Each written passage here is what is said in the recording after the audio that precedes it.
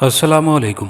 Subscribe कीजिए और bell icon press कर दीजिए ताकि नेक्स्ट वीडियो का नोटिफिकेशन आपको बआसानी मिलता रहे। ये वाक़या हिंदुस्तान का है और जिनके साथ पेश आया वो मेरे बुज़ुर्ग हैं, जिन्होंने मुझे गोदों में खिलाया था। उनकी उम्र इस वक्त 70 साल की है। जब मैंने उनको देखा उस वक्त मेरी उम्र 15-16 साल की थी। हम लोग उन्हें नाना निज़ाम कहते हैं। नाना निज़ाम के बारे में मुझे मालूम हुआ था कि उनके साथ कुछ अजीब वाक़यात पेश आए थे। चुनाचे मैंने उन्हें ख़त लिखा। पहले तो वो टाल गए और मैं भी खामोश हो गया, मगर एक दिन उनका अचानक ख़त मिला कि शायद हमारा बेटा हमसे नाराज़ हो गया कि अपनी खैरियत का ख़त नहीं लिखता। मैंने माजरत के साथ उन्हें लिखा कि आपसे एक दरख्वास्त की थी, मगर मेरे दूर होने की वजह से आपकी मोहब्बत ख़त्म हो गई। मेरे इस ख्याल के बाद उनके खतूत आने शुरू हो गए। उन्होंने मुझे अपनी आप बीती लिख कर भेजी। लिखते हैं कि ये उस वक्त का जिक्र है जब मैं 20-22 साल का एक खलंडरा नौजवान था। अपनी सौतेली माँ की सख्ती से तंग आकर मैं घर बार छोड़कर परदेश निकल गया। ये तो तुम जानते ही हो कि मैंने देश देश की सैर की है। कलकत्ता, बनारस, बम्बई सब जगह घूमा, मगर सुकून किसी जगह न था। आखिर फिरता फिराता मैं हिंदुओं के मुतबर्रिक शहर में आ गया और वहीं सकूनत इख्तियार कर ली। मैं ज़्यादातर हिंदुओं में रहा, इसलिए हिंदुओं के रहन सहन और हिंदू रस्म व रिवाज से मैं एक हिंदू की तरह ही हो गया था। मैंने किसी को अपना भेद न दिया। इसी में मुझे अपनी भलाई नजर आई। मैंने अपने आप को ब्राह्मण जात से मंसूब कर लिया और लोग मुझे पंडित गोपाल नाथ के नाम से पुकारने लगे। मगर मुझे एक अजीब सी बेचैनी रहती थी। उस वक्त भी दिल दुखता था जब कोई इंसान तकलीफ में नजर आता। मैं जात पात का ख्याल किए बगैर उसके दुख दर्द में शरीक हो जाता, इसलिए लोग मुझे कदर की निगाह से देखने लगे। तन्हाई में मुझे अपनी गुजरी हुई वालिदा बहुत याद आती। इस दुख ने मुझे लोगों से अलग थलग रहने पर मजबूर कर दिया था। खाने की ज़रूरत होती तो मैं किसी धर्मशाले का रुख करता और जो मिल जाता वो खा लेता। हिंदू मुझे ज्ञानी ध्यानी समझने लगे थे। वो मेरी तन्हाई पसंदी और खामोश रहने की आदत को रियाजत का दर्जा देते थे, हालांकि मैं कुछ भी ना था। दिन इसी तरह गुजरते गए। एक दिन मैं अपनी बैठक में बैठा था और सोच रहा था कि मैं क्या था और क्या हो गया कि अचानक मेरा मकान मालिक सुरिंदर कुंवर सर झुकाए बैठक के सामने आकर खड़ा हो गया। वो ना जाने किस सोच में खोया हुआ था। मैंने उठकर उसे आवाज़ दी, महाराज पधारिए, क्या समाचार हैं? कुंवर ने मायूसी से मेरी तरफ देखा और बोला, क्या बताऊं गोपाल, मेरी एक ही पुत्री है जो कि बहुत दिन से बीमार है। भगवान उसे शक्ति ही नहीं देते। बीमारी रोज बरोज बढ़ती ही जा रही है। बड़े बड़े वैद्य बुलाए मगर कुछ भी ना हुआ। बड़े बड़े साधुओं से झाड़ फूंक कराई पर सब कुछ बेकार। कोई उपाय समझ में नहीं आता कि मैं अपनी पुत्री को कहाँ ले जाऊं। मैं सोच रहा था कि अगर साधुओं के बस में होता तो फिर बात ही क्या थी। मैं तो जानता था कि ये मंदिरों के पुजारी और महात्मा क्या हैं। अपने सवाल का जवाब ना पाकर सुरेंद्र कुंवर मुझसे फिर बोला, क्या सोचने लगे गोपाल जी? मैंने चौंक कर उसे देखा और बोला, आप चिंता ना करें, भगवान ने चाहा तो सब ठीक हो जाएगा। वो दर्द भरी आवाज़ में बोला, क्या ठीक हो जाएगा? अब तो भगवान भी क्षमा नहीं करता। यहाँ का शिव भगवान का पुजारी, जो कि खुद को बहुत बड़ा शक्तिशाली समझता है, उसने भी मेरी माया लूट ली। उसने इशारों में मुझे भी बता दिया कि मेरी पुत्री का बचना मुश्किल है, इसलिए कि मैंने अपनी पुत्री को शिव भगवान के चरणों में रात गुजारने के लिए नहीं भेजा। मैंने देखा कि ये बात कहते वक्त कुंवर ने नफरत से होंठ सुकेड़ लिए और फिर थोड़ी देर बैठकर चला गया। मुझे बड़ा दुख हुआ, मगर मैं क्या कर सकता था। अभी कुंवर को गए हुए थोड़ी ही देर गुजरी थी कि मुझे अंदर से रोने चिल्लाने की आवाज़ आई। मैं समझ गया कि उसकी लड़की मर गई और मैं दौड़ता हुआ अंदर चला गया, जहां मोहल्ले के और लोग भी मौजूद थे। कुंवर अपनी लड़की के करीब बैठा धाड़े मार मार कर रो रहा था। उसकी धर्मपत्नी लंबा सा घूंघट निकाले अपने पति के करीब खड़ी आंसू खुश्क कर रही थी। चारपाई पर 18-19 साल एक लड़की का ढांचा पड़ा था। वो कभी बहुत खूबसूरत रही होगी। उसकी आंखें बंद थी। मैं वो मंजर देखकर बड़ा दुखी हुआ। मैंने आगे बढ़कर कुंवर की बीवी के सर पर हाथ रख दिया। धीरज लक्ष्मी, धीरज, भगवान की इच्छा के सामने किसी की नहीं चलती। कुंवर की धर्मपत्नी ने चौंक कर मेरी तरफ देखा और बोली, क्या आप भी आशीर्वाद दे सकते हैं? सब लोगों ने मुझे हैरान होकर देखा, क्योंकि इस इलाके के बड़े बड़े पुजारियों और महापुरुषों से कम उम्र होने की वजह से मैं आशीर्वाद नहीं दे सकता था। मैंने घबराकर जल्दी से अपना हाथ हटा लिया। लड़की का सांस रुक रुक कर चल रहा था। मैंने बेख्याली में एक गिलास पानी मंगवाया ताकि यूं ही कुछ मंत्र जंतर जो मैंने सीखे थे पढ़कर पानी उसे पिला दूं कि आशीर्वाद का कुछ भरम रह जाए। मगर मैं जानता था ये बिल्कुल बेफायदा बात है। मैंने गिलास हाथ में लिया और उस पर दम करने के लिए मंत्र पढ़ा। खुदा गवाह है कि मेरे मुंह से मंत्र की बजाय जो पहला जुमला निकला वो बिस्मिल्लाह रहमान रहीम था। मगर इतनी आहिस्ती से कि दूसरे लोग सुन ना सके। मैंने फिर मंत्र पढ़ना चाहा, मगर फिर बिस्मिल्लाह ही मुंह से निकला। और फिर तो मेरे भूले हुए जहन को अल्हम्दो शरीफ, चारों कुल और दुरूद याद आ गए और मैंने उनका विर्द शुरू कर दिया। मुझे ऐसा महसूस हुआ था कि जैसे मेरी वालिदा मेरे सामने खड़ी हों और लड़की की तरफ इशारा करके मुझे अल्हम्दो कुल और दुरूद पढ़कर सुना रही हों। चुनाचे मैंने ये चीज़ें पानी पर दम करके पानी उसके चेहरे और हाथों पर मलना शुरू कर दिया। कुंवर और उसकी धर्म पत्नी फटी फटी आंखों से मुझे देख रहे थे और दूसरे लोग मुझे हैरत से घूर रहे थे। मैं अल्लाह ताला के हुजूर दिल ही दिल में गिड़गिड़ा रहा था कि या अल्लाह, अपने हबीब सल्लल्लाहु अलैहि वसल्लम के वास्ते मेरी लाज रख ले। मेरी आंखों से आंसू जारी हो गए थे और ये आंसू उस लड़की के चेहरे और हाथों पर गिर रहे थे। लड़की ने अचानक हिचकी ली जैसे ही उसका आखिरी सांस हो और लोगों की चीखें निकल गईं। मैंने मायूस होकर आसमान की तरफ देखा। उस वक्त मैं चौंक उठा जब कुंवर महाराज महाराज पुकारता हुआ मेरे पैरों में गिर पड़ा और दूसरे लोगों का भी यही हाल हुआ। मैंने जल्दी से लड़की की तरफ देखा जो आंखें खोले मेरी तरफ देख रही थी और फिर मैंने कुंवर के सर पर हाथ रख दिया। लोगों ने मुझे कंधे पर उठाकर ऊंची चौकी पर बिठा दिया। कुंवर का अजीब हाल था।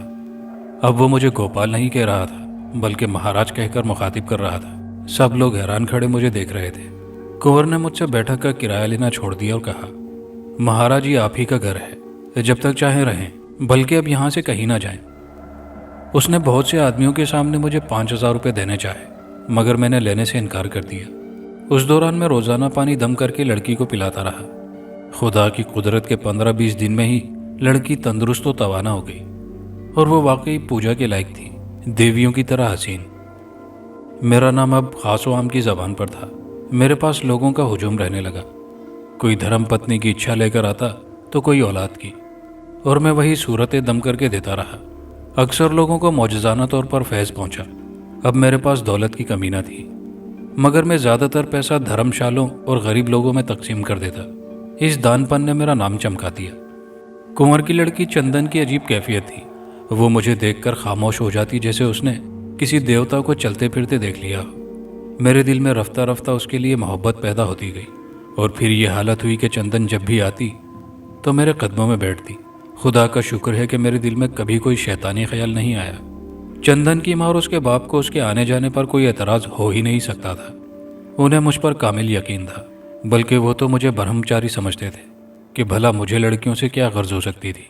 वो समझते थे कि मैंने दुनिया त्याग दी है।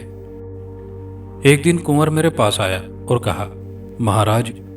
तो मैंने उसकी बात काट कर कहा, कुंवर जी, आप मुझे महाराज ना कहा करें, मैं आपसे उम्र में बहुत छोटा हूँ।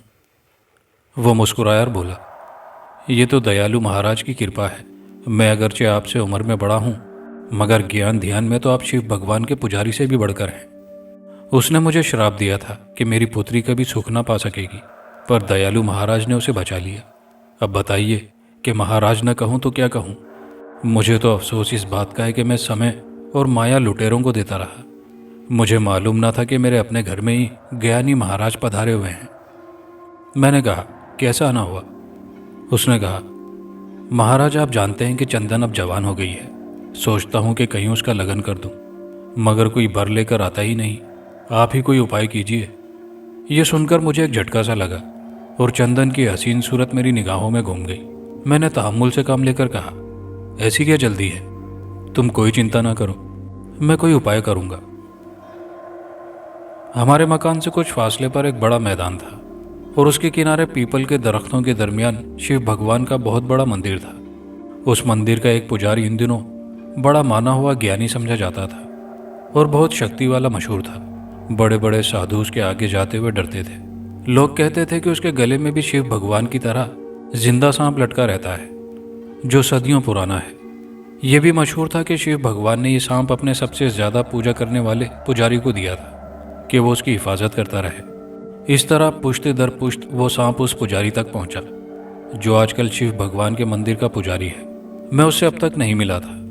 उसके बारे में कुंवर ने मुझे बताया था कि वो कहता है कि मंदिर में चंदन एक रात गुजारे ताकि वो अपनी शैतानी प्यास बुझा सके। मगर जब कुंवर ने इनकार कर दिया तो उसने कहा कि तेरी पुत्री अब नहीं बच सकती। तूने उसे शिव भगवान की खिदमत के लिए नहीं भेजा।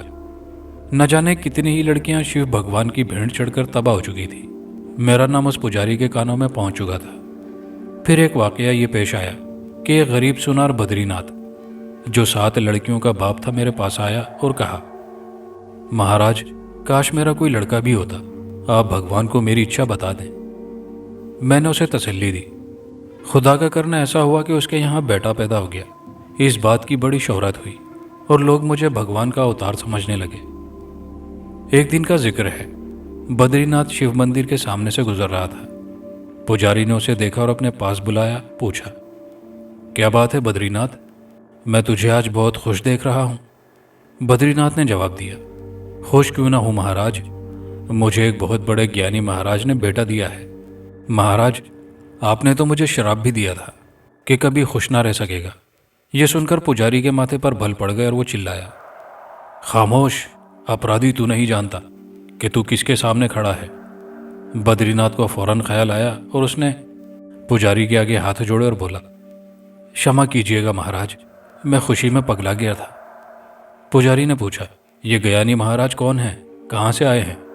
उसने जवाब दिया, महाराज, मैं नहीं जानता कि वो कौन है और कहाँ से आए हैं, पर ताज्जुब है कि इतनी कम उम्री में इतने बड़े ज्ञानी कैसे बन गए। पुजारी का कहकहा बड़ा भयानक था। उसके गले का सांप बद्रीनाथ को घूर रहा था। पुजारी चिल्लाया, क्या वो नहीं जानता कि शिव भगवान के मुकाबले में आना अपनी हत्या आप करना है? बद्री सुन, तूने अपनी बड़ी लड़की को दासी बनने से रोका था। इसकी सजा में शिव भगवान ने तुझे 6 लड़कियां दी। भगवान ने तेरी दूसरी लड़की को मांगा तो फिर इनकार किया। मूर्ख, इस बात की सजा तुझे जरूर मिलेगी और तेरे उस ज्ञानी महाराज को भी अपनी करनी की सजा भुगतनी पड़ेगी। बद्रीनाथ ये सुनकर कांप उठा और बोला, महाराज, भगवान के लिए हम गरीबों पर दया करो। पुजारी शैतानी हंसी हंसते हुए बोला, बद्री, तुझे क्षमा किया जा सकता है, मगर शर्त यह है कि अपनी सुंदरी पुत्री को शिव की दासी बना दे। बद्री रोता पीटता मेरे पास आया और तमाम बातें मुझे बताई। मैंने उसे समझा बुझा कर घर भेज दिया।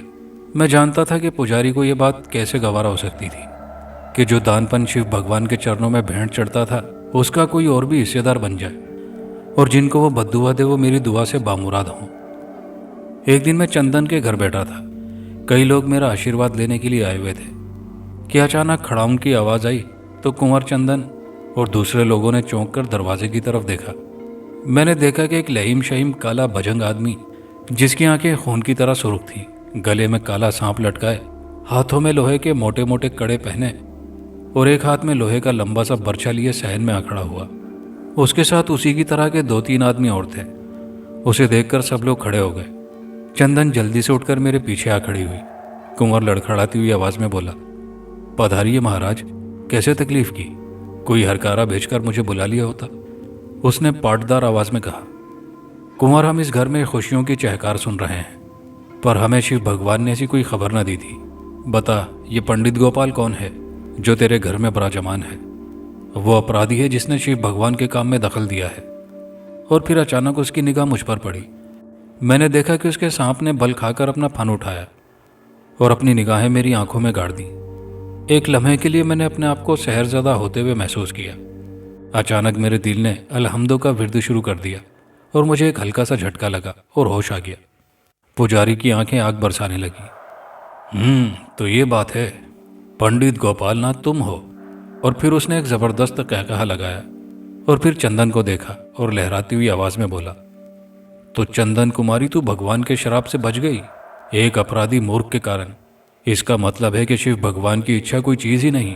और फिर धाड़ा, अपराधी गोपाल, तूने शिव भगवान को नाराज करके बहुत बुरा किया। अचानक चंदन तिल मिलाकर सामने आ गई और बोली, क्षमा कीजिए महाराज, आपकी शान नहीं कि एक ज्ञानी ब्रह्मचारी इंसान का अपमान करें। पुजारी का कहकहा फिर सुनाई दिया।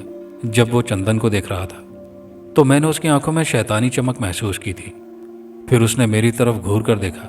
सब खौफ से खामोश खड़े थे। मैं खामोशी से उसे देख रहा था। मैं खौफजदा न था, अलबत्ता परेशान ज़रूर था। मुझे ऐसा महसूस हो रहा था कि जैसे मेरे ऊपर ज़बरदस्त बोझ लाद दिया गया हो। फिर वो बोला, महाराज गोपालनाथ, मुझे तुम्हारे अंदर कोई शक्ति दिखाई नहीं देती। मालूम नहीं तुझ जैसे मूर्ख पापी इंसान को ज्ञानी कैसे समझ लिया गया। मैं चाहूँ तो तुझे अभी भस्म करके नर्क में झोंक दूँ, मगर मैं शांति चाहता हूँ। भगवान के चरणों में पड़ा रहे और इस जगह को छोड़ दे, वरना। अचानक मेरे सामने एक कड़कदार आवाज़ निकली। तू नहीं जानता किससे बात कर रहा है। मुझे अपनी कड़कदार आवाज़ पर खुद भी हैरत थी। खुदा गवाह है कि ये मैं नहीं था, मेरे अंदर कोई और बोल रहा था। मैं तो बिल्कुल खामोश था। एक लम्हे के लिए पुजारी के मुंह पर हवाएं उड़ने लगी, फिर वो संभल गया। मैं फिर गरजा, हरजन सिंह, तू शैतानी कुव्वतों पर भरोसा रखता है तो मैं भी उस पर भरोसा रखता हूँ जिसने तेरी बद्दुआ को काट कर मेरी दुआ से बदल दिया। जा, चला जा, वरना पछताएगा।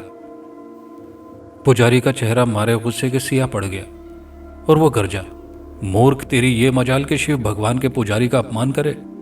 मैं जानता हूं कि तू क्या था और अब क्या है।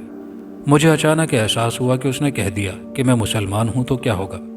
पुजारी हंसा और बोला, क्यों घबरा गया पंडित गोपालनाथ? तू चिंता न कर, तेरी ये सजा नहीं कि मैं तेरी जात सब पर जाहिर करूं। इस अपमान का बदला शिव भगवान लेंगे। तेरा सबसे बड़ा जुर्म यह है कि तूने पवित्र पाक स्थानों को नापाक किया। बोल, मरना चाहता है या भागना? मैंने जल्दी से कहा, ठीक है, मैं मुकाबला करूंगा। मैं चाहता था कि ये भला किसी न किसी तरह टल जाए। कहीं मेरा भरम खुल गया तो मुसीबत आ जाएगी। वो बोला, मूर्ख, तू जहां चाहे मुकाबला कर, बल्कि आज से 2 दिन बाद दिवाली के दिन तेरा मेरा मुकाबला शिव मैदान में होगा। फिर उसने चंदन पर एक गलीज नजर डाली और खटखट करता हुआ बाहर निकल गया। इस बात को 2 रोज गुजर गए। मुझे ये फिक्र दामन गिर के, या इलाही, मैं उस मूजी का मुकाबला किस तरह करूंगा? आखिर उसके पास कोई ताकत तो ज़रूर है जिससे लोग खौफ खाते हैं। अल्लाह अल्लाह करके एक दिन और गुजर गया। अगले दिन मुकाबला था। उस रात मुझे नींद नहीं आ रही थी। मैं क्या करूं? अगर दिल कहता कि चुपके से भाग जाओ तो मेरा मददगार मुसलमान मुझे इस ख्याल से बाज रखता कि बुज़दिल, मुसलमान होकर एक शैतान से डरता है। मुझे अच्छी तरह याद है कि रात के कोई 3 बजे मुझे नींद आ गई। मैंने ख्वाब में देखा कि मैं चारपाई से उठता हूँ, उठकर दरवाज़ा खोलता हूँ और बाहर निकल जाता हूँ। फिज़ा में काफ़ी खुनकी है। अचानक मैं ज़मीन से उठने लगता हूँ और फिज़ा में उड़ने लगता हूँ और उड़ा चला जा रहा हूँ। शिव भगवान का मंदिर मुझे बहुत छोटा दिखाई दे रहा है। अचानक चारों तरफ अंधेरा छा गया है। मेरी कुव्वत परवाज़ सल्ब होने लगती है और मैं ज़मीन की तरफ गिरने लगता हूँ। एकदम मुझे उस अंधेरे में नूर की एक किरण नज़र आती है और मैं तेज़ी से उस रोशनी की तरफ बढ़ता हूँ। रोशनी के करीब पहुँचता हूँ तो मुझे एक इमारत का गुंबद नज़र आता है और फिर मैं उस इमारत में दाखिल हो जाता हूँ और एक बहुत बड़े हुजरे में पहुँचता हूँ। देखता हूँ कि एक सफ़ेद रेश नूरानी बुजुर्ग, जिनके चारों तरफ नूर फैला हुआ है, एक गाँव तकिए से कमर लगाए बैठे हैं। उनके दाएं बाएं कई और बुजुर्ग हस्तियाँ बैठी हुई हैं। आप यकीन करें कि मैं उस वक्त हज़रत निज़ामुद्दीन औलिया रहमतुल्लाह अलैह के मज़ार पर हाज़िरी दे रहा था। मैं ताज़ीम के लिए झुका और आहिस्ता आहिस्ता आगे बढ़ा। वो बुज़ुर्ग बोले, कहो निज़ाम, कैसे आना हुआ? मैंने एक झुरझुरी ली और उनके कदमों पर गिर पड़ा। ए हज़रत, मैं अंधेरे में भटक रहा हूँ, मुझे रोशनी दिखाइए। वो मुस्कुराए और मेरे सर पर दस्ते शफ़क़त रखकर इरशाद फरमाया, जाओ निज़ाम, यहाँ से कुछ फासले पर जमुना के किनारे रेत का एक बहुत बड़ा टीला है। उस पर मुर्दारखोर गिद्ध हर वक्त मंडलाते रहते हैं। वहाँ तुम्हें एक आदमी मिलेगा जो तुम्हें तुम्हारी मंजिल तक पहुँचाएगा, मगर इस बात का ख्याल रहे कि वो जो कुछ करे करने देना। मैं इजाज़त लेकर पीछे हटा और बाहर आ गया। अब चारों तरफ रोशनी ही रोशनी थी। मैं उस तरफ चल दिया जिस तरफ हज़रत जी ने बताया था। वहाँ पहुँचकर देखता हूँ कि हज़ारों की तादाद में मुर्दारखोर गिद्ध मंडला रहे हैं। मैं उन गिद्धों से खौफजदा भी था कि कहीं वो मेरी तिक्का बोटी ना कर ले। मैं ज़रा आगे बढ़ा तो एक झाड़ी के करीब मुझे एक मजजूब सा आदमी नज़र आया। मेरी आहट पर उसने निगाह उठाकर देखा। उफ मेरे खुदाया, उसकी निगाहें किस कदर खौफनाक थी। सर और दाढ़ी के बाल बेतहाशा बड़े हुए थे, इतने कि आंखों के सिवा कुछ नज़र न आता।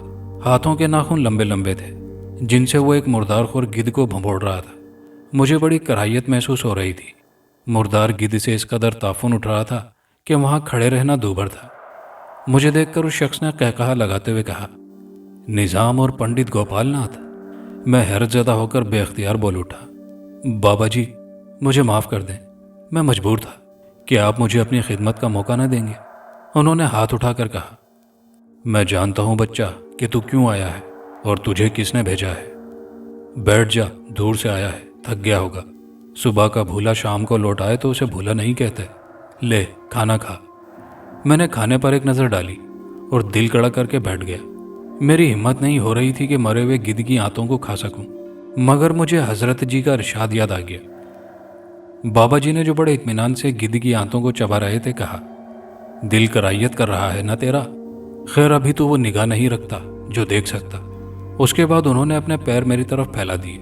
मैंने उनके पैर दबाने शुरू कर दिए।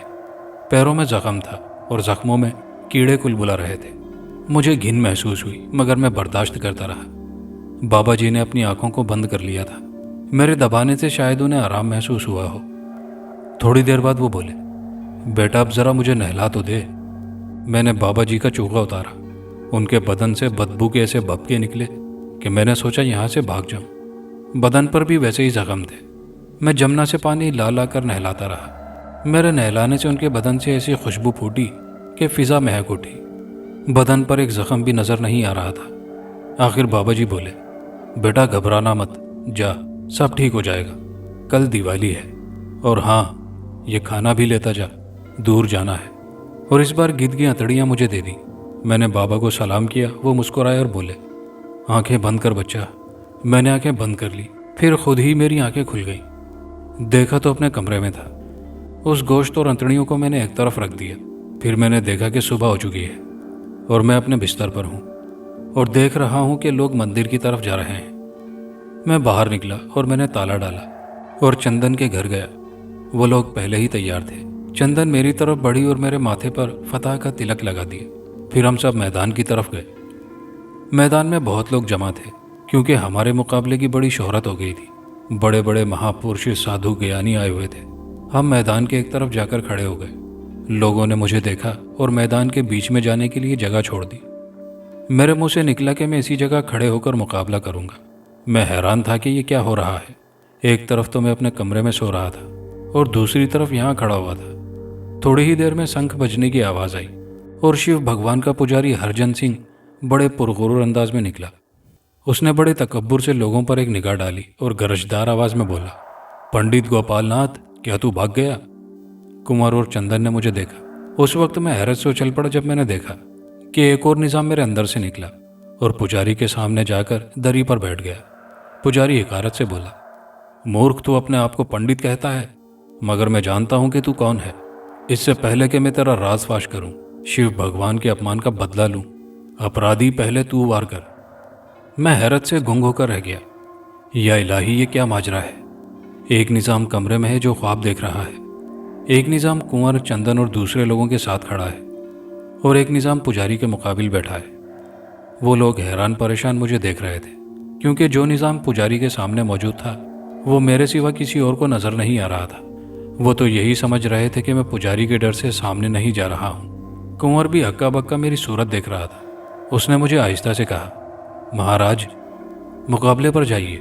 मैंने कुंवर को झिड़क दिया, खामोश रहो कुंवर और देखते रहो। उस वक्त तो लोग बुरी तरह उछल पड़े जब पुजारी अपने सामने वाले निजाम से मुखातिब हुआ, क्योंकि मैं तो उनकी नज़र में वहाँ नहीं था जहाँ वो मुझसे मुखातिब था। मैंने देखा कि उस निजाम के मुंह से गरजदार आवाज़ निकली, खबरदार हरजन सिंह, अपनी शक्ति पर इतना घमंड न कर। चल पहले तू वार कर, मैं देखूं कि शिव भगवान का पुजारी कितनी शक्ति रखता है। चारों तरफ सन्नाटा छाया हुआ था। पुजारी के माथे पर बल पड़ गए थे। वो चिल्लाकर बोला, संभल, मैं वार करता हूँ। मैंने देखा कि उसके गले में पड़े हुए सांप ने अपना सर उठाया और मेरी आंखों में आंखें डाल दी। मुझे ऐसा महसूस हुआ कि उसकी आंखों की चमक से मैं पिघल रहा हूँ, हालांकि मैं दूर खड़ा था।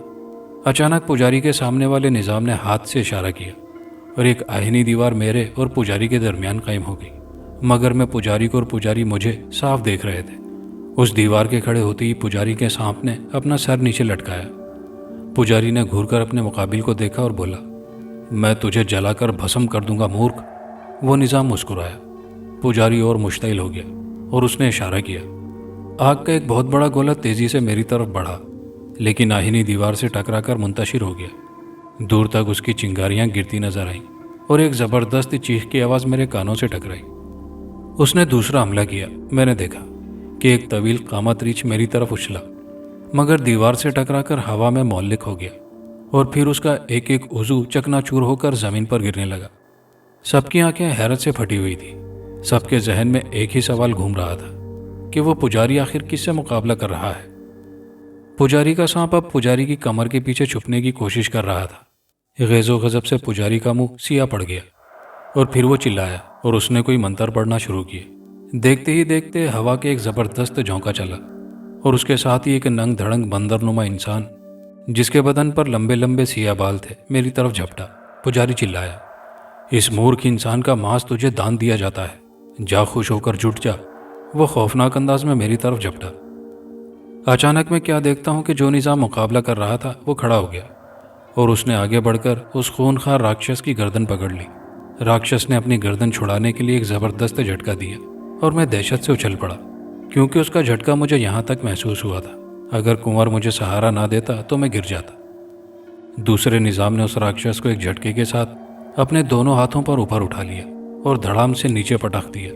मेरे देखते ही देखते राक्षस आधा ज़मीन में गड़ चुका था। उसकी आखिरी चीख से लोग कांप कर रह गए। पुजारी कुछ देर मुझे घूर घूर कर देखता रहा, फिर मंत्र पढ़ने लगा। आहिस्ता आहिस्ता कितनी ही बदरूहें उस जगह जमा होनी शुरू हो गई। किसी की गर्दन गायब थी, किसी का धड़ मौजूद ना था। कुछ देर तक वो खौफनाक अंदाज में उछल कूद करती रही और फिर मेरी तरफ बढ़ी। वो अजीब तरह से चिल्ला रही थी। दूसरे निज़ाम ने अपनी जेब से कंकरियाँ निकाली और दम करके उनकी तरफ उछालनी शुरू कर दी। हर कंकरी से दो चार बदरूहें ढेर हो जाती। आखिर वो सब फना हो गई। अब पुजारी को अपना हशर नजर आने लगा था। उसने घबराकर अपने गले का सांप मेरी तरफ उछाला और कहा, शिव भगवान, अपने अपमान का बदला ले लो। सांप के जमीन पर गिरते ही उस निज़ाम ने इशारा किया और वो सांप टुकड़ों में तकसीम हो गया। पुजारी अचानक लहराया और धड़ाम से ज़मीन पर गिर पड़ा। तो मैंने अल्लाह ताला का शुक्र अदा किया और फिर तमाम लोगों में भगदड़ मच गई। कुंवर, उनकी बीवी और चंदन मारे खुशी के फूले न समाते थे। महाराज, आज मालूम हुआ आप कितने शक्ति वाले हैं। मैंने देखा कि जो निज़ाम मुकाबले पर था वो मेरे अंदर समा गया। मैं हैरान हैरान लोगों को देख रहा था। फिर हमारा काफिला घर की तरफ रवाना हुआ। लोग मुझे बैठक तक छोड़कर चले गए। अब मुझे भूख लग रही थी। मैंने कमरे का ताला खोला और अंदर दाखिल हुआ और ये देखकर मैं जैसे उछल पड़ा, क्योंकि मैं तो अभी तक सो रहा था। अचानक किसी ने दरवाज़ा खटखटाया तो मैं हड़बड़ा कर उठ खड़ा हुआ। मैंने दरवाज़ा खोला। शाम हो चुकी थी। चंदन मिठाई लिए खड़ी थी। हर तरफ रोशनी ही रोशनी थी। मैंने पूछा, चंदन, ये कैसी रोशनी है? चंदन ने हैरत से मुझे देखा और कहा, महाराज, आपकी तबीयत तो ठीक है, आज दिवाली है। अब मुझे तमाम वाक़यात याद आने लगे। कहाँ ये हकीकत थी या ख्वाब? मैंने आजमाने के लिए चंदन से पूछा, चंदन, पुजारी का क्या बना? चंदन ने मुस्कुराकर कहा, महाराज, आप तो शक्ति वाले हैं, मालूम कर लीजिए। उस मूर्ख पुजारी को अभी तक होश नहीं आ सका है। फिर वो बोली, महाराज, आज तो आपके कमरे में अजीब खुशबू महसूस हो रही है। उस थाल में क्या रखा है? मेरा ध्यान उस तरफ गया। देखा तो महकता हुआ गर्म पुलाव रखा था। मैंने जल्दी से उस पर कपड़ा डाल दिया कि चंदन ना देख ले। मैं जब वापस पलटने लगा तो चंदन को अपने पीछे खड़ा पाया। वो मुस्कुरा रही थी। उसने कहा, महाराज, जहाँ तक मुझे मालूम है इस इलाके में कोई मुसलमान नहीं रहता। हैरत है कि ये मांस और चावल आपके पास कहाँ से आ गए, मगर मैं सब कुछ जानती हूँ महाराज, आप मुसलमान हैं। ये तुमने कैसे जाना? मैंने हैरत और खौफ के साथ पूछा। तुम मेरा ईमान खराब करना चाहती हो? उसने कहा, नहीं महाराज, एक दासी ऐसी हिम्मत कहाँ कर सकती है, परंतु मैं इतना जानती हूँ कि मेरा देवता मुसलमान के रूप में है। मैंने फिर कड़क कर कहा, क्या आप बकती है लड़की? चंदन की आंखों में आंसू आ गए और बोली, क्षमा कीजिए महाराज, शायद मैंने ठीक विचार नहीं किया। मैं चंदन को रोता देखकर तड़प गया और आगे बढ़कर उसे गले लगा लिया। वो उसी दिन समझ गई थी कि मैं मुसलमान हूँ। जिस दिन मैंने पानी पर आयतें दम की थी, वो पुजारी की हरकतें देखकर उनसे नफरत करने लगी थी। मैंने चंदन को वो तमाम वाक़यात सुना दिए जो ख्वाब की हालत में मेरे साथ पेश आए थे। वो सख्त हैरान हुई। मैंने उससे कहा, अगर तुम्हारी ज़बान से एक लफ्ज़ भी निकल गया तो मेरे लिए बहुत बुरा होगा। वो बोली, भला मैं अपने देवता से दुश्मनी करूंगी? नहीं महाराज, मैं आपके अल्लाह को गवाह करके कहती हूँ, अंदरूनी तौर पर मैं भी मुसलमान हूँ और चाहती हूँ कि आप ही को जीवन साथी बना लूँ। मैंने बेख्तियार होकर चंदन को सीने से लगा लिया। मेरी बैठक का एक दरवाज़ा चंदन के घर में खुलता था। कुंवर ने और दूसरे लोगों ने मेरे कमरे के अंदर बाहर चिराग जला दिए। थोड़ी ही देर में लोगों का तांता बंध गया, जिनके हाथों में मिठाइयाँ थी। मुझे रात के कोई 2 बजे फुर्सत मिली और मैं बिस्तर पर लेट गया। अभी मुझ पर गुनूदगी तारी हुई थी कि अचानक कमरे में एक साया नमूदार हुआ। मैंने जल्दी से आंखें खोल दी। क्या देखता हूँ कि वही बुजुर्ग जिन्होंने मेरी मदद का वादा किया था वो बोले, निज़ाम, मेरा जो काम था वो मैंने कर दिया। अब तुम अपने घर जाओ। तुम्हारी दूसरी माँ अपने किए की सज़ा पा चुकी है। तुम्हारा बाप तुम्हारे गम में सख्त बीमार है। अब मैं चला। अल्लाह तुम्हारा निगहबान।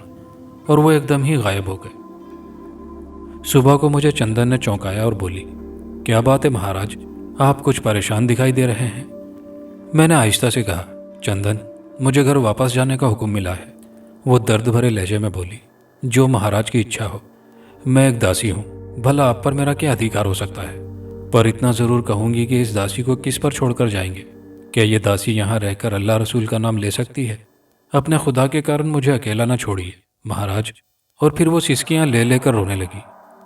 मैंने हैरानी से पूछा तो चंदन ने एक ठंडी सांस ली और बोली, महाराज, आप तो मेरे देवता हैं। मैं आपकी दासी आपके चरणों में जिंदगी गुजारकर खुशी महसूस करूंगी। अचानक हमें बाहर सड़क पर खटपट की आवाज़ आई। मैं ये आवाज़ पहचान गया।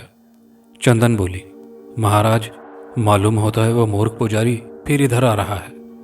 और वो जल्दी से अंदर चली गई। मैंने बाहर का दरवाज़ा खोला। पुजारी सामने खड़ा था। वो तेज़ी से मेरी तरफ बढ़ा। आज उसके साथ कोई ना था। उसके पास सांप भी नहीं था। ना वो आन थी, ना वो तकब्बुर। वो बोला, महाराज, महाराज, आपकी जय हो। आप बलवान हैं, शक्ति वाले हैं। मुझे क्षमा कर दीजिए। और उसने अपना सर मेरे कदमों में रख दिया। अंदर से चंदन, कुंवर और उनकी बीवी भी बाहर आ गए थे।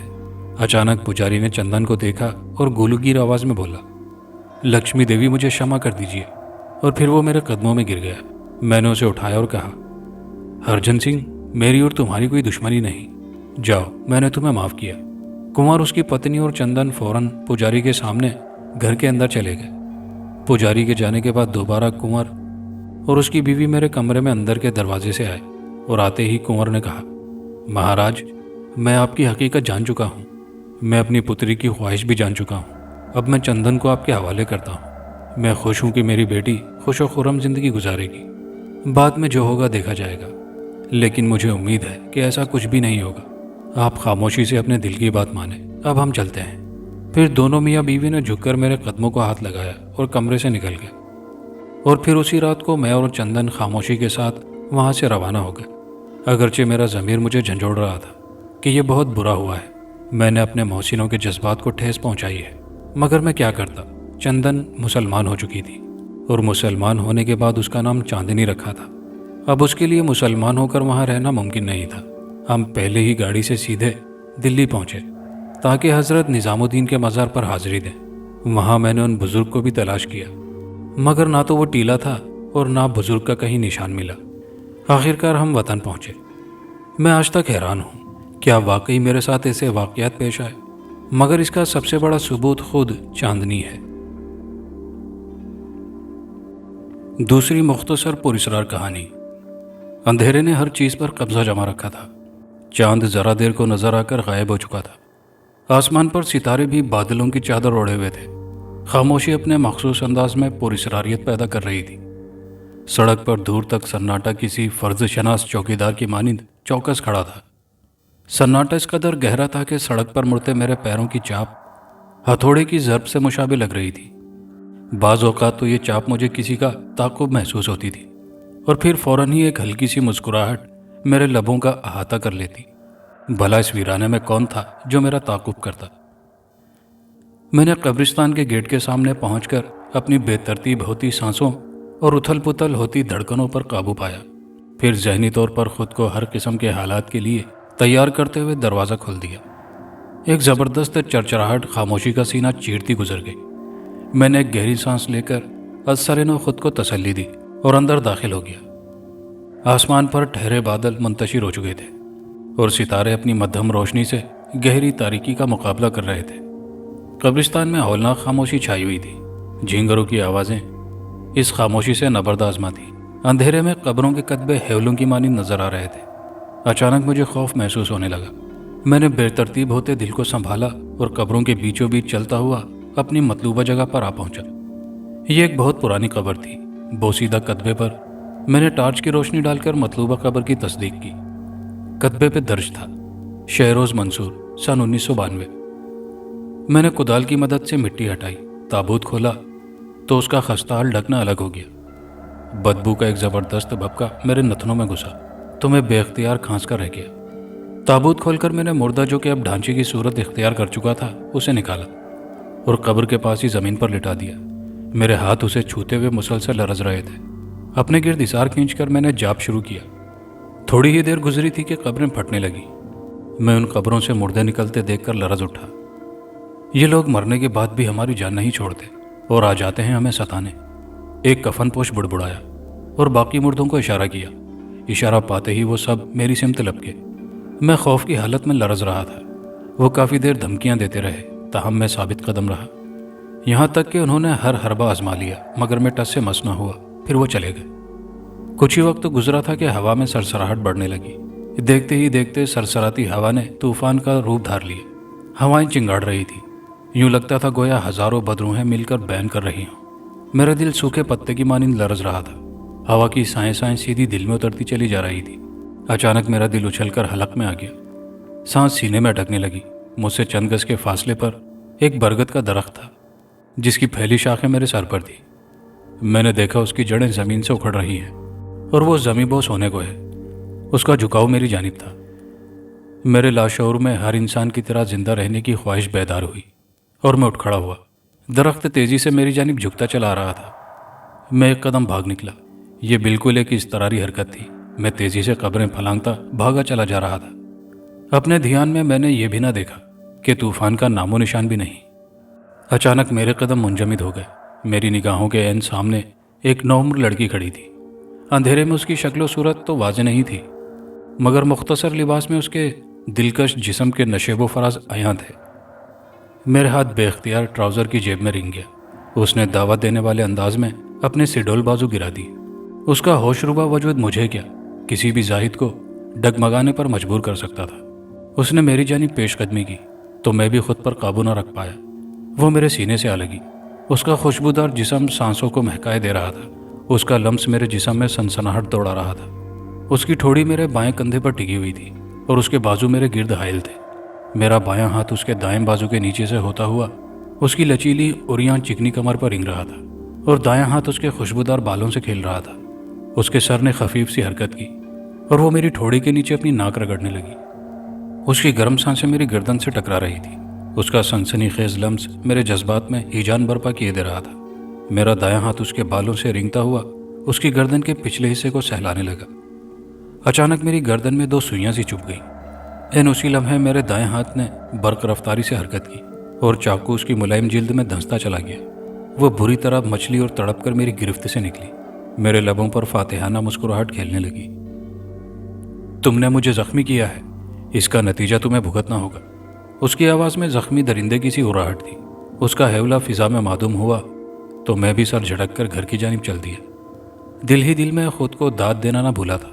अगर मैं बर वक्त हरकत ना करता तो आने वाला दिन का उजाला फैलते ही कब्रिस्तान से मेरी कटी फटी लाश बरामद होती। मैं झुरझुरी लेकर रह गया था। शहर नमूदार होते ही मुझे बड़े भैया ने जगा दिया। मेरे अब्बा सूफी करम अली इमाम मस्जिद थे और उनकी वफ़ात के बाद बड़े भैया ने उनकी जिम्मेदारी संभाल ली थी। निमरा मुझसे छोटी थी, मगर उसने पूरा घर संभाल रखा था। इसकी वजह यह थी कि अम्मी आर्ज़े क़ल्ब में मुब्तला थी। नमाज से फारिग होकर मैं घर चला आया, जबकि भैया मस्जिद में रुक गए। वो अपने मखसूस वज़ाइफ व अज़कार में मसरूफ़ थे। मैं अम्मी से बातों में मसरूफ़ था जब निमरा नाश्ता लेकर आई। खस्ता पराठे, फूला हुआ आमलेट, दही, अचार की प्याली और भाप उड़ाती चाय। हम तीनों ने इकट्ठे नाश्ता किया और मैं उन्हें खुदाफिज कहकर स्टोर पर चला गया। यूटिलिटी स्टोर ज़्यादा बड़ा नहीं था, ताहम आमदनी में बरकत थी। मुझ पर न जाने क्या भूत सवार था कि मैंने लालच में आकर एक चिल्ले का आगाज़ किया, मगर पहले ही दिन फरेब नज़र खाकर भाग उठा था। वो तो किस्मत अच्छी थी, वरना 1 पैकेट चावल और 1 किलो दाल दीजिएगा। एक मुतरन्नुम आवाज़ ने मुझे सोचों के भंवर से निकाला। ये लीजिए। मैंने फ़ौरन उसकी मतलूबा अशिया उसके सामने रख दी। वह नौजवान लड़की थी। उसने सामान का शॉपर पकड़ते हुए अचानक हरकत की, और अगर मुझे झुकाई देने में लम्हा भर भी देर हो जाती तो उसके हाथ में मौजूद खंजर मेरे सीने में उतर चुका होता। अपनी नाकामी पर उसने मुझे घूर कर देखा। उसकी आंखों में सुर्खी छा गई थी और चमकदार रुखसार तमतमा रहे थे। उसने अपने बाल दाएं शाने पर आगे की तरफ डाल रखे थे। यार जरा लाइटर तो देना। जैन की आवाज़ पर वो एकदम पलटी और बिना दाल चावल लिए वापस चली गई। उसकी गुद्दी की चमकीली जिल्द पर कोसनुमा जख्म का एक ताज़ा निशान था। वो जख्म मेरे लिए मानूस था और उस जख्म का लम्स अभी भी मेरे चाकू पर ताज़ा था। मेरे वजूद में अभी भी सनसनाहट दौड़ रही थी और मेरा जहन बदस्तूर जलजलों की जद में था। क्या हुआ? कौन थी ये? वो मेरे तासुरात से ठिठका। जवाबन मैंने पूरी कहानी कह सुनाई। मैंने तो पहले ही मना किया था तुम्हें कि ये चिल्ले वगैरह के चक्कर में ना पड़ो। खैर, अब जो हुआ सो हुआ, अपना ख्याल रखना। उसके तासुरात गंभीर थे। मैं इस बात में सर हिलाकर अपना ध्यान हटाने को इधर उधर की हाँकने लगा। वो भी फीके से अंदाज में मुस्कुरा दिया। रात के पिछले पहर मेरी आंख खुली। वजह एक जबरदस्त सा खुटका था। आंखें मलते हुए मैं उठ बैठा। दरवाज़ा खुला था और दरवाजे के फ्रेम में एक लड़की का हेवला खड़ा था। मुझे अच्छी तरह याद था कि मैंने दरवाज़ा अंदर से बंद किया था। फिर वो धीरे धीरे चलती हुई मेरे बेड की पायते की तरफ आन खड़ी हुई। मेरे हवास अभी सोई हुई कैफियत में थे और मैं सुन सा बैठा रहा। मरने वाले से उसकी आखिरी ख्वाहिश पूछी जाती है, लिहाजा तुम भी बता दो कि तुम्हारी आखिरी ख्वाहिश क्या है। उसने स्विच बोर्ड पर हाथ मारते हुए खट से तमाम लाइट्स ऑन की और इत्मीनान से पलटी। मेरी आखिरी ख्वाहिश? लेकिन क्या तुम पूरी करोगी? वैसे मेरी ख्वाहिश तुम्हारे साथ रात गुजारने की है। मैंने बाईं आंख का बायां कोना जरा सा दबाया। वो बिफर कर मुझ पर झपटी और यही तो मैं चाहता था, इसीलिए मैंने उसे तेज दिलाया था। मैंने एक झटके से उसके रेशमी बाल जकड़ लिए। उसके पुरकशिश चेहरे पर अजियत के आसार नुमाया हुए। उसकी गुलाबी रंगत मुतगय्यर हो गई। मेरे बाल छोड़ो, उसने कराहते हुए कहा। वो किस खुशी में जी? देखो, मेरे बाल छोड़ दो। अजियत की तहरीर उसके चेहरे पर ही नहीं, आंखों में भी रकम थी। अचानक मेरे जहन में झमाका सा हुआ। मैंने कहीं पढ़ा था या शायद किसी से सुना था कि अगर किसी के पास चुड़ैल वगैरह के बाल हों तो वो चुड़ैल उसे नुकसान नहीं पहुंचा सकती। न जाने ये सच था या फिर झूठ। बहरहाल मैंने आजमाने का फैसला कर लिया। उसके बाल जकड़े हुए मैं बेड की साइड टेबल पर झुका। कैंची उठाई और पल भर में मैं उसके रेशमी बालों का एक गुच्छा काट चुका था। मेरे हाथ में अपने कटे बाल देखकर उसका रंग उड़ गया। वो फिर मुझ पर झपटी तो उसका बायां हाथ मेरे दाएं बाजू पर बंधे ताबीज से टकरा गया, तो वो चीखते हुए झटके से दूर हुई। मामले की तह तक पहुंचते ही मैं मुस्कुराने लगा। वो खूनख्वार नज़रों से मुझे घूर रही थी। उसे चिढ़ाते हुए मैं इत्मीनान से बिस्तर पर दराज हो गया। वो तावीज़ अब्बा का था। उन्हें किसी ने तोहफतन दिया था और वो हर वक्त उसे पहने रखते थे। आज मैंने यूं ही पहन लिया था और उसकी अहमियत से भी आगाह हो गया था। अगले चंद माह गोया पर लगाकर उड़ गए। भैया की मंगनी खालाजाद नौशीन से तय हो चुकी थी। जैन, जो मेरा बेहतरीन दोस्ती नहीं कज़न भी था, उसका रिश्ता निमरा के लिए आया, जो कबूल कर लिया गया। अम्मी ने मेरे लिए भी एक लड़की देखी और मुझे भी उसकी तस्वीर दिखाई। वो बहुत खूबसूरत थी। हम बहन भाइयों की शादियां इकट्ठी हुई। नौशीन मेरे भाभी के रुतबे पर फायज हो गई। निमरा जैन के हमरा रुखसत हुई, जबकि रिदा मेरे नाम हो गई। उसे पाकर मैं बेहद खुश था। खुशी मेरे आंगन से फूट रही थी। इस तमाम अरसे में वो चुड़ैल गायब ही रही थी। शुरू में कुछ अरसे उसने मुझे तंग किया था। यूं वो जान गई थी कि हमेशा नाकाम रहेगी, लिहाजा उसने हार मान ली थी। उठो, नाश्ता कर लो। मेरी सुबह अब रिदा की सुरीली आवाज़ से होती थी। मैं जब तक ताज़ा दम होकर आया, रिदा नाश्ते की ट्रे ला चुकी थी। ये तुम्हारे बाजू में क्या है? बाल तौलिए से साफ करते हुए मैंने उसकी नज़रों के ताकुब में देखा। ये तावीज़ है, सरसरी अंदाज में बताकर मैंने नाश्ते की ट्रे आगे खिसकाई। अच्छा नहीं लग रहा, उतार दो, उसने अपनी राय पेश की। नहीं, ये मेरे लिए बहुत अहम है। मैंने पराठे का लुकमा तोड़ा। वो कंधे उचकाकर नाश्ता करने लगी। एक दिन मैं घर आया तो वो बहुत डरी डरी सी थी। क्या हुआ है? मेरे पूछने पर वो नफ़ी में सर हिलाकर मुस्कुरा दी। उसकी मुस्कुराहट फीकी फीकी सी थी। अपना वहम समझते हुए मैंने सर झटक दिया। रात को एक अजीब बात हुई। मैंने नींद में महसूस किया कि कोई मेरे बाजू में नाखून चुभो रहा है।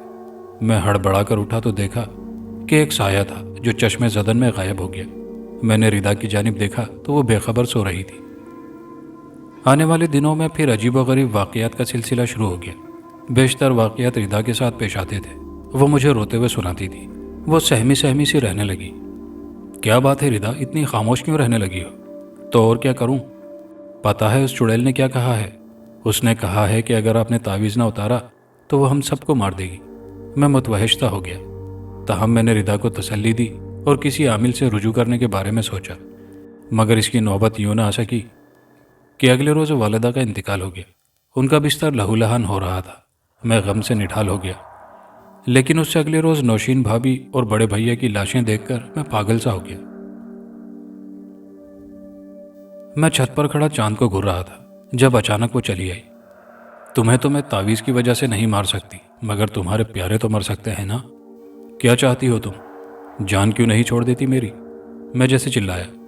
ये तावीज़ उतार दो, वरना जैन, निमरा और रिदा की लाशें देखना। उसके सफाक अल्फाज पर मैं बुरी तरह लरज उठा। मैं थके थके से अंदाज में कमरे में गया तो रिदा बुरी तरह रो रही थी। वो मुझे मार देगी। वो रोते हुए मेरे बाएं शाने से आ लगी। मैं मरना नहीं चाहती। मैं इस तरह तो बिल्कुल भी नहीं मरना चाहती। उसके आंसू मेरा कंधा भिगो रहे थे। मैंने दाएं बाजू से उसके नाजुक वजूद को समेटना चाहा तो वो तड़प कर मेरी गिरफ्त से निकल गई। हाथ मत लगाओ मुझे। तुम्हें मेरी जरा भी परवाह होती तो तुम तावीज़ उतार देते। मैं हैरान रह गया। मैंने उसे बगौर देखा। हिचकियों से उसका पूरा वजूद लरज रहा था। फिर मेरी नज़रों में जैन और निमरा के चेहरे घूमने लगे। उन सबका क्या कसूर था? नौशीन, बड़े भैया और वालिदा की मौत का भी मैं ही जिम्मेदार था। और अब भी अगर मैं खुदगर्जी दिखाता तो रिदा, जैन और निमरा भी जान से जाते। मेरी गलती थी तो सज़ा भी मुझे ही भुगतना थी। मैंने फैसला किया और अपनी शर्ट के बटन खोलने लगा। मेरे कानों में जैन की आवाज़ गूंजी, तावीज़ मत उतारना, वो तुम्हें मारना चाहती है। आज ही कहा था उसने। लम्हे भर के लिए मेरे हाथ थमे। फिर सर झटक कर मैंने शर्ट उतार दी और बाजू से तावीज़ खोलने लगा। बाएं हाथ से तावीज़ खोलने में दिक्कत हो रही थी, लिहाजा मैं रिदा की जानी पलटा। रिदा अपने बाल समेटकर जूड़े की शक्ल में कैचर लगा रही थी। मेरी नज़रें उस पर जमकर रह गई। ये तुमने भाभी की तरह बाल क्यों बांध रखे हैं? जैन ने अंदर आते ही हैरत से कहा। मैंने बिना उसे कोई जवाब दिए हाथ में मौजूद तावीज़ रिदा के हाथ में रख दिया। वो चिल्लाने लगी और फिर आनन फानन उसके जिस्म को आग लग गई। वो बुरी तरह चिल्ला रही थी। उसकी दिलखराश चीखें कानों के पर्दे फाड़ रही थी और फिर देखते ही देखते वो जलकर राख हो गई। तो मैंने तावीज़ जेब में डाला और हाथ झाड़कर जैन की जानी पलटा, जो कि हैरत से गुमसुम था। रिदा की गर्दन पर पिछले हिस्से पर मौजूद पुराने जख्म का वो कोसनुमा निशान मैंने आज ही देखा था। वो निशान मेरे लिए बेहद मानूस था। फिर मुझे यह भी समझ आ गया था कि रिदा मेरे दाएं बाजू को हाथ लगाते हुए क्यों घबराती थी। वो हमेशा गैर महसूस अंदाज में मेरे दाएं बाजू से दूर रहती थी। वो मेरे प्यारों की कातिल थी। ये सब क्या है? जैन ने लड़खड़ाती आवाज़ में पूछा। यही थी वो। मेरी बात पर उसकी हैरत से उबलती आंखें मजीद उबलने लगी। मैंने उसे अफसुर्दगी से सब कुछ बताया और फिर कमरे में खामोशी छा गई। हम दोनों के पास एक दूसरे से कहने के लिए कुछ नहीं था, कुछ भी नहीं था। कहानी के आखिर में दोस्तों से गुजारिश है कि वीडियो को ज़्यादा से ज़्यादा लाइक और शेयर किया कीजिए, क्योंकि कहानियों का इंतखाब करना और वीडियो बनाना बड़ा मेहनत तलब काम है। इसलिए आप लोगों से सिर्फ इतनी सी रिक्वेस्ट है कि वीडियो को ज़्यादा से ज़्यादा लाइक और शेयर किया कीजिए, क्योंकि आप लोगों का फीडबैक मेरी हौसला अफजाई करता है। कहानी कैसी लगी अपना फीडबैक ज़रूर दीजिएगा, वीडियो को लाइक और शेयर कीजिएगा। और चैनल पर नए आने वाले दोस्तों से गुजारिश है कि चैनल को लाजमी सब्सक्राइब कर लीजिए। शुक्रिया।